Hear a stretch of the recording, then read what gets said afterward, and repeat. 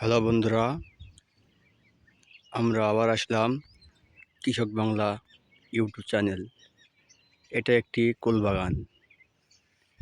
কুল বাগান এখন ফুল এসছে,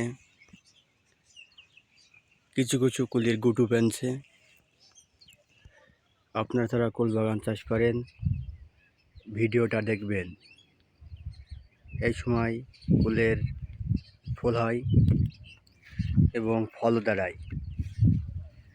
দেখেন, এটা আমাদের কুল বাগান।